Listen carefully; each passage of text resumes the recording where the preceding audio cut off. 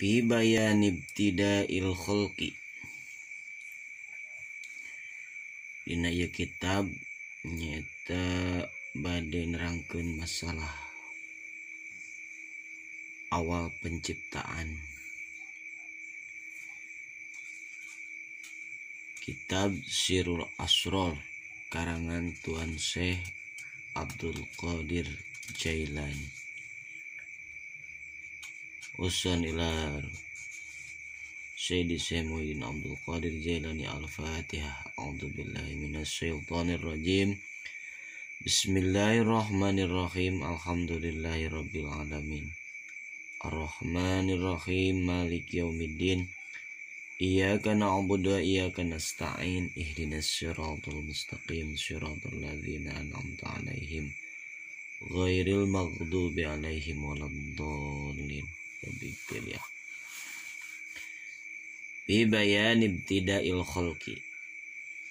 I'lam waffaqallahu lima yuhibbu wa yarda. Lamma khalaqallahu ruha Muhammadin sallallahu alaihi wasallam awalan min nuri jamalihi kama qala Allah ta'ala fil hadisil qudsi khalaqtu Muhammadan awalan min nuri wajhi. Wa kama qala an-nabiy sallallahu alaihi wasallam awwalu ma khalaqallahu ruhi wa awwalu ma khalaqallahu nuri wa awwalu ma khalaqallahul qalam wa awwalu ma khalaqallahul aqlu. Ieu kitab nyata ngebahas masalah tentang awal mula mimiti Allah nyiptakeun anu pertama diciptakeun ku Allah. Nyata sakumaha Allah meningakeun dina hadis qudsina, nyata hadis qudsi anu ari hadis qudsi teh nyata hadis ucapan firman Allah anu henteu tertera dina Al-Qur'an disebut hadis qudsi.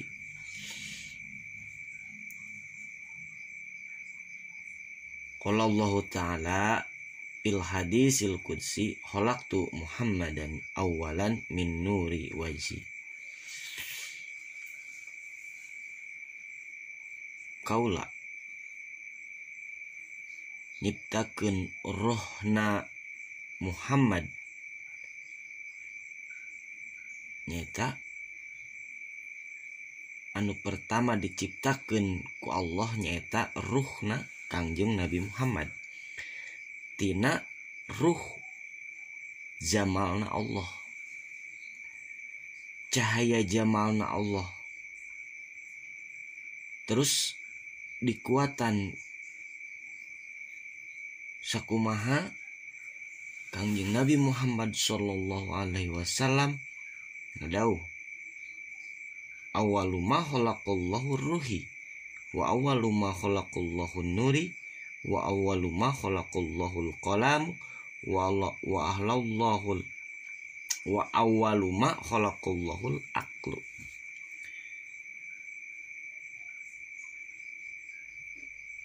Kangjeng Nabi Muhammad sallallahu alaihi wasallam ngadauh anu pertama diciptakeun ku Allah nyaeta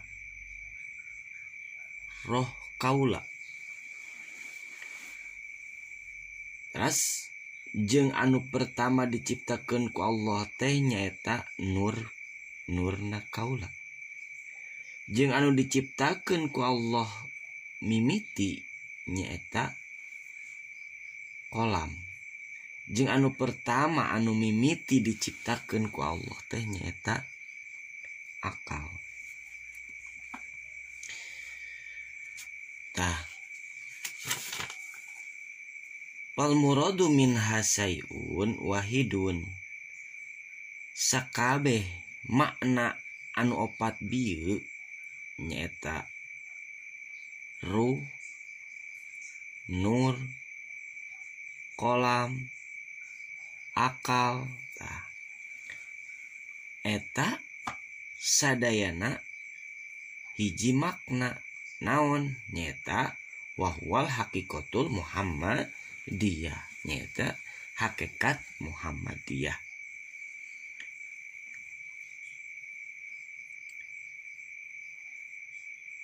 Tah, terus kunaon make disebut cahaya, kunaon make disebut anu pertama diciptakeun ku Allah teh cahaya.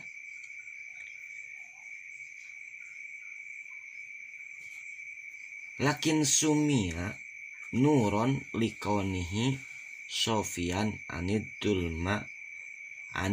maniyatil zalaliyah.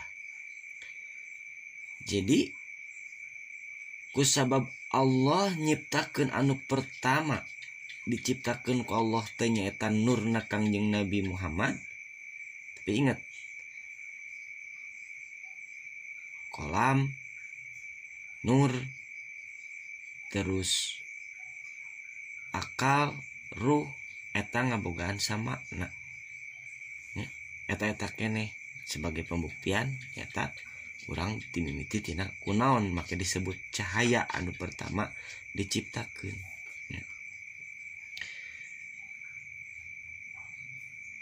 Nyata lakin sumyan nuron likonihi sofian anidul maniyati jalaliyah. Nyata kusabab make disebut cahaya anu pertama diciptakeun ku Allah teh cahayana Kangjeng Nabi Muhammad, kusabab cahaya ngabogaan makna bersih tina sagala kegelapan. Anu eta hahalang tina sagala hahalang atau kegelapan anu bisa ngahalangan jalalullah, anu bisa ngahalangan jalalullah. Nyata zalalullah bisa oge disebut zat Allahnya.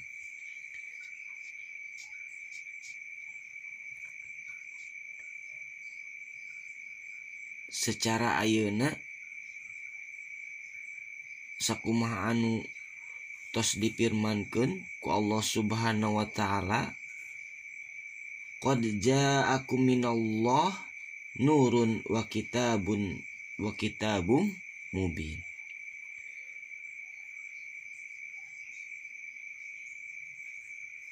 Sanyana geus datang ka anjeun cahaya ti Allah jeung kitab anu ngajelaskeun. Urang nu asalna teu apal jadi apal kusabab ayana cahaya ieu. Nu tadina urang teu mengenal Allah, nu tadina urang teu apal Allah teh saha, nu teu apal urang tata cara ibadah ka Allah, nu teu apal urang tata cara kumaha menyembah Allah, anu teu apal urang cara kumaha ibadah ka Allah jeung kumaha carana supaya ibadah urang diterima ku Allah. Tah, datanglah ieu cahaya nyata dibuatlah ku Allah cahaya nyata ngamaknaan yen ieu cahaya teh hiji penerang, yen Kangjeng Nabi Muhammad teh adalah seorang utusan Allah anu disuruh supaya nerangi jalan-jalan jalmi anu saresat, jalmi-jalmi anu sasar, anu aya dina jalan belok tina jalan ka Gusti Allah, nya Kangjeng Nabi Muhammad dimaknaan ieu Kangjeng Nabi Muhammad nurna Kangjeng Nabi Muhammad nyaeta sebagai penuntun supaya urang lamun aya teh mah keur cicing dinu poek, maka urang ngabutuhkeun hiji cahaya supaya urang bisa lempang. Tah, lempangna eta maksud dina ieu mah lempang dina agama Allah, lempang dina jalan anu dipikaridok ku Allah nyata melalui bimbingan Kangjeng Nabi Muhammad. Kitunya. ieu dimaknaan cahaya. Terus kunaon Allah make Allah nyiptakeun anu pertama teh nyaeta pena kolam teh mun disebut kolam teh balpen atawa kolam sebab alat menulis lah. Kunaon make nu pertama diciptakeun ku Allah teh nyaeta kolam. Nya sebagai penjelasan ieu kolam, ari kolam teh hiji benda nih. Jang nulis. Di mana eta tulisan nyata jang nulis kalimat-kalimat Allah. Huruf-huruf anu ditulis teh supaya naon? Supaya katulis aya tapakna nya ku eta tulisan teh disampaikeun ka urang. Nah ieu Kangjeng Nabi dimaknaan sebagai kolam nyaeta naon? Untuk mindahkeun ilmu nyaeta ilmu Allah ka makhluk nya melalui perantaraan Kangjeng Nabi Muhammad. Maka Kangjeng Nabi Muhammad disebut kolam oge. Peralihan ilmu ti Allah, ilmu Allah ka makhluk melalui Kangjeng Nabi Muhammad, maka karena membutuhkan suatu bukti maka disebutlah kolam. Terus kunaon make disebut akal. Kunaon ieu anu pertama diciptakeun ku Allah teh saur dawuhan Kangjeng Nabi Muhammad akal. Tadi tos dibahas yen akal kolam jeung nur ruh eta samana. Intina mah Kangjeng Nabi Muhammad gitu. Nah make disebut akal, entah ieu akal kunaon make disebut akal kusabab akal teh hiji perkara anu nganyahukeun kana perkara. Ieu akal urang moal bisa mengetahui sesuatu tanpa akal. Lamun akal urang geus eueuh maka moal bisa ngamaknaan hiji perkara. Intina akal teh yen Kangjeng Nabi Muhammad teh mengetahui segala sesuatu karena izin ti Allah, maka disebut akal. Urang dikasih tahu dibere nyaho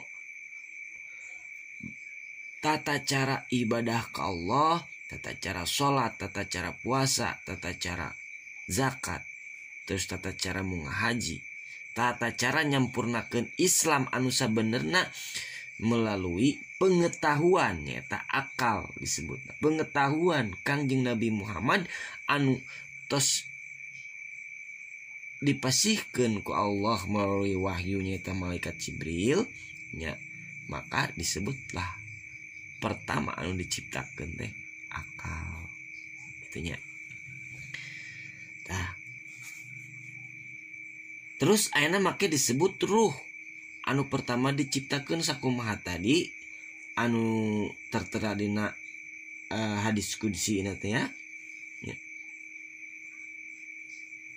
Sakumaha anu tos ditertera dina hadis qudsi yen ruhna Kangjeng Nabi Muhammad teh diciptakeun tina nurna jamal Allah.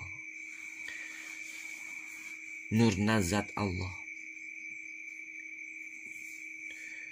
Cahaya keagungan Allah, cahaya jamalna tina cahaya jamal. Maka kunaon make disebut ruh? Ieu pertama anu diciptakeun ku Allah. Ya, maka dijelaskeun bahwa ruh teh nyaeta intina alam semesta. Intina alam semesta sebagai naon? Sebagai makhluk anu mimiti diciptakeun ku Allah sekaligus anu pokokna. Sakumaha Kangjeng Nabi nguningakeun? Qala Rasulullah sallallahu alaihi wasallam anna minallah wal mu'minuna minni. anna minallah kaulati Allah wal mukminuna sedengkeun jalma-jalma anu mukmin, jalma anu mukmin nya jalma-jalma anu beriman eta ti kaula. Ya, ti dieu ngajelaskeun bahwa anu tadi disebutkeun ti mimiti tepi ka anu nomor 1 nomor 3 ngajelaskeun yen segala perkara anu diketahui anu dipercaya ku jalma-jalma mukmin tentang ilmu Allah anu disampaikan ke Kangjeng Nabi Muhammad, disampaikan deui ku Kangjeng Nabi Muhammad ka umatna.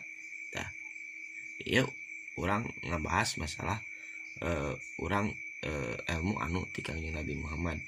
Nya begitupun umat-umat samemehna eta dipasian terang ti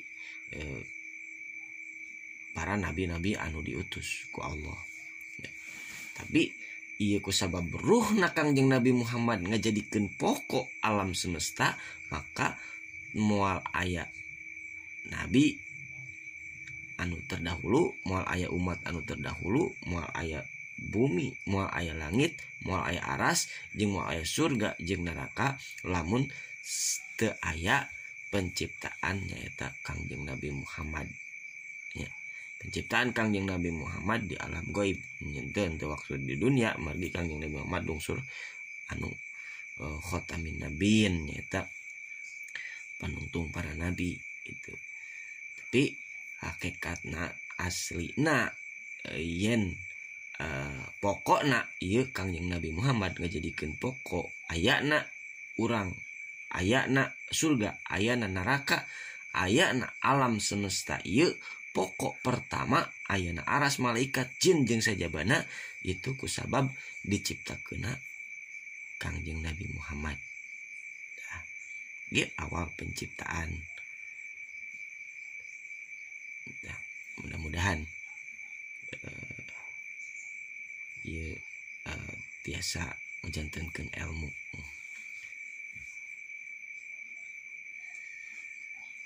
Kangge urang sadaya nanya. Amin ya Allah ya rabbal alamin.